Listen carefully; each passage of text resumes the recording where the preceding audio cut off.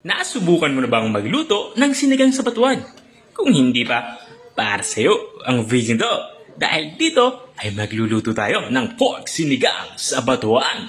Simulan natin ating pagluluto. Painit lang tayo dito ng kaunting mantika. Kapag umilit na ito, maglagay na tayo ng sibuyas. Pulang sibuyas yung ginagamit ko dito.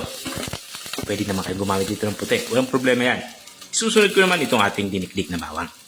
Gagawin natin dito ay igigisa natin ito hanggang sa lumabas yung aroma nitong ating sangkap ng gisa.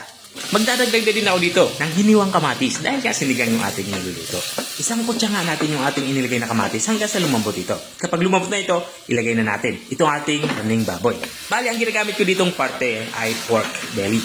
Pero pwede kayong gumamit dito ng ibang parte katulad ng kasim o kaya naman ay buto-buto. Ang buto-buto masarap din isiga. Ang kutsa lang natin yung ating inilagay na karning baboy hanggang sa magkulay light brown ang kulay nito. At this point nga, maglalagay na ako ng tubig. Sa tubig naman ay depende sa inyo. Kung gusto nyo maraming sabaw ay damihan nyo ng tubig. Sa akin naman ay naka-level dito sa ating karning baboy na papalambutin. Maglalagay na din ako dito ng asin para may lasa na. At maglalagay na din ako dito ng buong paminta. Para siguradong malasa yung ating sabaw, maglalagay ako dito ng isang pirasong pork cube. Hahaluin ko lang ito para mabilis itong matunaw. At kung nanonood ka pa rin hanggang dito sa parte ng aking video, ibig sabihin na interesado ka sa aking niluluto. Baka pwede mo naman i-comment kung taga saan ka para alam ko kung hanggang saan umabot ang aking video.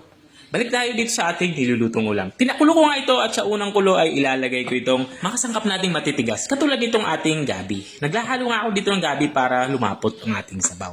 At para naman sa ating pampaasim, maglalagay nga ako dito ng batuan. Dahil nga sinigang sa batuan yung ating niluluto. Yung trivia, alam nyo ba na ang batuan ay kalimitan nakikita sa province of Panay sa Canegros. Matapos kong mailagay yung batuan ay tinakpan ko na ito at papakuluin natin ito ng mga 15 to 20 minutes para siguradong malambot yung ating karning baboy. Makalipas ka ng 20 minutes ay binuksan ko na nga ito. Dito naman sa parte ito ay magsisimula na nga ako magtimpla kung pasok na sa akin panlasa ang alat nito. At dahil nga kulang ito sa alat, naglalagay ako dito ng patis. Kung wala naman kayo patis ay okay lang naman asin. Walang problema yan. Tapos kung mailagay yung patis ay haluin lang natin ito para pantay-pantay naman yung lasa ang ating nilulutong ulam. At this point naman, ilalagay na natin ang iba pa nating sahog na gulay. Naglalagay ako dito ng radish at maglalagay din ako dito ng repolyo. Kasamahan ko na din ito ng sitaw. Bali, ang ginawa ko lang din sa sitaw ay pinutol ko na ito sa tamang haba.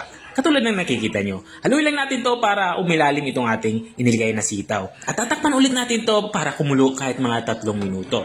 Makalipas nga ng 3 minuto ay binuksan ko na nga ito. Dito nga ay halos patapos na din tayo sa ating pagluluto. Kaya ilalagay ko na ang ating mga panghuling sangkap.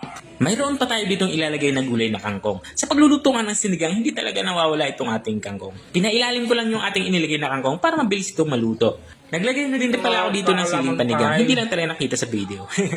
Tatapan ulit natin to para i-simmer pa kahit mga kalahating minuto. Tuluyan lang maluto yung ating inilagay na kangkong. At makalipas nga ng kalahating minuto ay binuksan ko na nga ito. Dito nga sa parte ito ay lutong-luto na nga itong ating ulam pananghalian. O nakakatakam at ang sarap humigop ng sabaw nito. Ito na nga yung ating pork sinigang sa batuan.